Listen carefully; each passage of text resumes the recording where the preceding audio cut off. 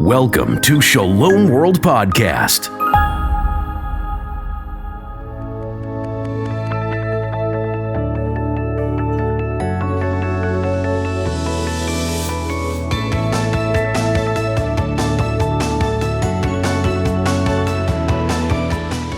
Hi, I'm Dana Catherine, and I'm from Nashville, Tennessee. I'm originally from Raleigh, North Carolina, and I've always loved my faith. I think I've always loved Jesus. I've always loved the Lord because I grew up Catholic my whole life, right? I was a cradle Catholic, and I always loved my parents. I had such a good relationship with them, and they always brought me to Mass. They always loved the Lord, and they always brought my brother and I to church, and we always did all of these things at church, and I thought, well, I love my parents, so if I love my parents, they love God. I obviously love God in our Catholic faith. But that really affected the way that I saw Jesus and the way that I saw Jesus coming into the world at Christmas. But Jesus didn't really become real to me, I think, and what he did for all of us didn't really become real to me until probably around high school. We had just moved to North Carolina from New Jersey, and my mom had just started to become a teacher at our local parish. And so I was in ninth grade, my brother was a few years younger, and we were just loving life. Our parish was wonderful. Everybody there was just so awesome, and it was so beautiful. But very quickly, actually, my mom started to lose her eyesight. And it started just becoming blurrier and blurrier. And what's crazy is that my dad, my brother, and I, we always had absolutely horrible eyesight. And my mom always had 20/20, and we always made fun of her for it. We were like, we just wish we were like you, Mom. No glasses, no contacts, nothing. But in the midst of all of this, she started losing her eyesight, this person who had completely clear vision her whole life. And over the course of, honestly, it was probably a month. It was a very short amount of time. My mom ended up only being able to see light and dark, and that was it. Everything else was so blurred. There was no clarity. And we brought my mom in North Carolina to all of these doctors, and we had honestly some of the best doctors around looking at my mom's eyesight, and she got all these scans and was talking to all of these different people about what could be the case, what was the cause of all of this. And it ended up just being confusion. It was just confusion. That's all we were encountering. No doctor could figure out what was wrong with my mom. They checked her brain, they checked her body, and they saw nothing. And that might seem great when the results come back with nothing, but that was actually really almost worse for my dad, my brother, myself, and my mom, because we had no clue what was causing this blindness in my mom. And up until this point, I think, as a teenager, and I think as a lot of teenagers feel or kids feel about their parents, I thought my parents were invincible, and I thought nothing was ever going to happen to them, and I thought they knew the exact right thing to do and the exact right thing to say all the time, and they had the answer to every problem. And in the midst of this trial that my family went through with my mom, I realized my mom was not superhuman. She was just a normal person like the rest of us, and she didn't know what to do aside from just turn to God. We couldn't even turn to the doctors at this point, who everybody said would have the answers, because they had no answers for my mom and for my family. And as you can probably imagine, it was a really, really difficult time for all of us, but especially for me, because I saw my mom just being utterly helpless, and she couldn't drive anymore. She couldn't work anymore. Even our priest, our pastor, because my mom was working at my parish, like I said, he was checking for mold and for any type of thing in my mom's room to see if that was the cause of all of this. And so eventually, when nothing got better and there were no answers for us, my mom had to stop working at this parish that we all loved. And so all I saw my mom do day in and day out was be at home in our living room, in our family room, just praying the rosary. That's when my mom started praying the rosary more. We all started praying more. And I just saw my mother and my father's humanness, my parents' humanness, and their helplessness in the face of all of this. But in the midst of all of this, we all turned to the Lord even more than we ever have before. And it was really a change in all of our lives. And our lives and our hearts shifted to be focused on God more than they ever had. At least I know my heart did. It shifted towards God more than it ever had. And I remember through all of this, every single night, as you can probably imagine, I was very scared, and I was not a very emotional person, but during that period of my life, I was just crying, literally crying out to the Lord every single night, just asking that the Lord would heal my mom, because at this point, we didn't know, I had no clue if my mother was gonna pass away the next day. I had no clue if she had a cancer that was undetected or she had some tumor that was undetected. I had no clue what was gonna happen to my mom, this person that was one of the most important people in my life. And so I would literally cry every night, and that was my prayer to God, just, Lord, heal my mom. Heal my mom. I know you can do amazing things. And we were all so desperate for the Lord to move, because the people around us who were supposed to be able to help my mom, they just couldn't. And so all we had left was the Lord. And what's amazing throughout this whole time, we all, looking back on it, we all had this sense of peace, even in the midst of all of this pain and this trial and this suffering and this struggle. We had such peace, and I had such a peace in my heart in the midst of the aching for my mom and for this person I loved so much. And I somehow just had this feeling that the Lord was gonna come through. I had this feeling that God was so good, that he was taking care of us, right? In this trial, in this valley, he was taking care of us, and he was going to be our light in the midst of all of this darkness. And so with all that being said, like I said, I was in 9th grade, I was a teenager, I was about 14, and in North Carolina, we have our confirmation stuff happening 9th grade and 10th grade. So I was 14 and 15 when I was going through all of this faith formation before I got my confirmation. And so part of that faith formation was going to a retreat for those 2 years, 9th and 10th grade. And so for 9th grade, I had this retreat, and it was outside, maybe around November. It was outside in our backyard for our parish, and all of these teens came from all over the diocese to this retreat. It was just like a few hundred teens that I had never met before, but it was so cool seeing everybody together. And we had this retreat outside. There was a huge tent over us. And we had these friars leading this retreat, and in the center of us, we'd be sitting down listening to the friars, these awesome people, talk about Jesus, and especially Jesus in the Eucharist. And we had the Eucharist on display in a monstrance in the midst of us that whole day, which was something I had never encountered before. And around the monstrance was this beautiful, just like setup of candles the whole day. So there was so much reverence that whole day, and I had never experienced that before.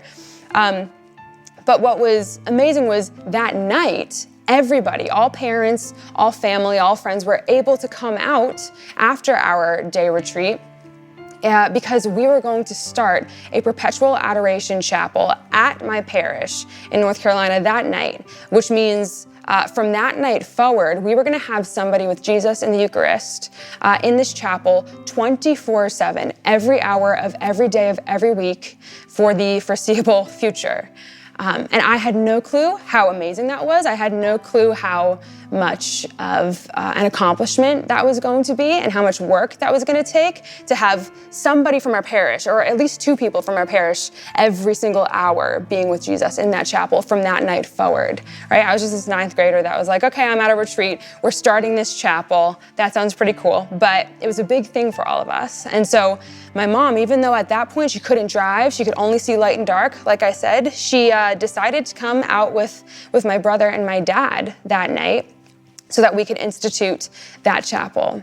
And so she came out, and all of us teens were just sitting there, and we had praise and worship adoration, which means that we were praying with music as the Eucharist was coming around to each and every one of us so that we could worship God in that way through music, which is pretty cool now to look back because my whole ministry is about praising the Lord through music, but at that point I had no clue I was going to be doing praise and worship adoration with my life, but that was the first time I had ever experienced that. And what was amazing was that we started singing this song that I'd never heard before, but I don't know the exact words, but it started with rain down, rain down, rain down. I think your mercy on me, oh God. But rain down. All right, we started singing that, and it was beautiful. And as we started singing those words, it started not just raining, but pouring down, pouring down. okay, as we asked the Lord's mercy and love and to rain down on us. And so all of us teens were like, whoa, that's pretty cool. That is not a coincidence. And so it was pouring down rain. We continued singing to all these beautiful songs, and the peace of the Lord was just so present. The Holy Spirit was so present there. And then halfway through, we had the monstrance come around. The priest, the friar, came around with the monstrance with the humeral veil wrapped around to each and every one of us. And this was the first time I had experienced that as well. And I think the first time a lot of us had experienced that. And so we could touch that humeral veil as if it was Jesus' own clothing. If we wanted, as he passed by, we could do whatever we wanted. But Jesus in the Eucharist came to each and every one of us. And that took quite a while, but we prayed in front of Jesus so personally that night. And so Jesus came to me, and I touched the humeral veil, and I just obviously asked that the Lord would heal my mom of whatever was causing this blindness in her, whether it was a serious thing or whatever it was. I just wanted the Lord to heal her, right? And so Jesus passed by me, we kept singing. So my mom and my dad were on the edge of this tent, this big white tent, while I was on the inside. And so if they looked up, they'd be in the rain, if they went back a little bit, but they could also huddle into the tent and be out of the rain. But Jesus and the monstrance came to them eventually. And when Jesus came to my mom, she just buried her face in the humeral veil and just asked the Lord to heal her. And then he passed, he went to my dad, but right after that, my mom actually looked up, and this big drop of rain went in her left eye, which was the worst eye. Apparently she had a worse eye. And nothing happened, but she just turned back in, and she just felt different. She just felt this feeling of peace come over her. And I can tell you right now, that was definitely the Holy Spirit. But in that moment, she just felt cleansed, even though nothing happened with her eyesight at that point. And so the rest of the night was so beautiful. We processed, we followed our pastor to the adoration chapel, which was not that far away, right, in our church. And what was so cool is that we had these candles, and it was still pouring, but we had these candles, and they did not go out. They did not go out in the midst of the pouring rain. And so we processed to this chapel. And once our priest put Jesus and the monstrance on that altar in the small chapel, the moment he did that, the rain ceased, the rain stopped. And I mean, I talk to parishioners all the time that were there that night, and we all just remember that being so amazing, and the Holy Spirit was so present, and we all remember when that rain completely stopped. I'll never forget that. And so we went home like normal, right? We thought that was a beautiful night, a wonderful night, but we all went home, my brother, my father, my mother, and we went to sleep. And I thought that was a pretty cool retreat. That was not what I was expecting. That was much better. But somehow in the midst of the night, in the middle of the night, my mom just woke up and then felt moved to go to the bathroom, and she turned on the light, and she went back to my dad and woke him up, and she said, "Rich, I can see." And so based on what my mom said, she could see much better than she could before. It wasn't just like light and dark now, but it was still a little blurry. But by the time she woke up the next day, she could completely see clearly again. 20/20 vision, her perfect vision that she'd had all of her life. Her eyes were completely restored. And I remember walking down the stairs, my mom and my dad were sitting there in the family room. And my mom told us that she was healed, that she was cured of this blindness. And what's crazy to me is that I was amazed, right? But I had this feeling, right? That God was going to take care of us, that Jesus was there with us in the pain and in the trial, and he was going to heal my mom in one way or another. And so even though this was such a miraculous thing, it was like, oh yeah, like that's what God does. He is healer, right? He is our divine doctor.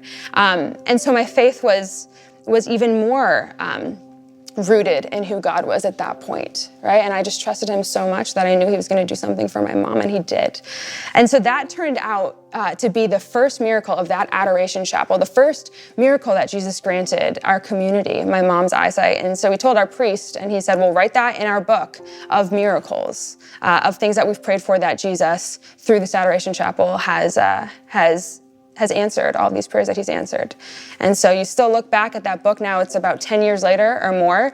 My mom wrote the miracle of her eyesight being restored on that first page. And that whole first week, my mom was in the chapel 24/7, as you can imagine, because she was so grateful. And she's like, this is actually Jesus here in the Eucharist for me. He's not just this person that was born on Christmas Day 2,000 years ago. He's here with me now in the Eucharist. She was there, and she saw so many miracles take place that week in the chapel. There was one woman who was basically deaf, and she was kneeling in the chapel on the ground, and she just fell over and her ears popped, like audibly popped, and she just yelled like, I could hear. Those were the things that happened not just that first week, but that first year especially of this chapel where Jesus was being praised and adored 24/7. And with all that being said, that was the moment that Jesus became real, I think, not only for me, but for my mom and my dad and my brother and my whole church. That was the moment I realized that Jesus didn't come to us as a child in Bethlehem just so that we could celebrate Christmas with presents and with being with our family and eating good food, but he came truly to start the greatest love story that has ever been told and ever will be told. And he came to heal us, not only physically, but spiritually. And he came so that the darkness in our hearts and the darkness in this world could be illuminated by his love and by everything that he is. And I will never again doubt God's love for me. I will never again doubt the presence of the Lord, not only in the Eucharist, every time I go to Mass or every time I go to adoration, but I won't doubt God's presence in my heart and in my life every single day, no matter where I am. And I just hope that this testimony and what God has done in my life, and now that I'm telling you, I hope you always remember that the Lord loves you with everything that he is. And this Christmas season, I hope that we don't just get caught up, and I'm speaking to myself here too, like I hope we just don't get caught up in the presents and in the travel and in the beautiful snow, hopefully that falls on the ground during the season. Like, I hope we get caught up in the gift that is Jesus Christ and his bringing light into every single shadow that may be in this world and every single corner of our hearts that may be broken, because he is our healer. He is our light. He is our joy. And with him, all things truly are possible. With him, living a life that is so full and so satisfied and so fulfilled is possible, and it's what we're created for. Shalom World Podcasts is now available on all online platforms, including Apple Podcasts, Spotify, and others.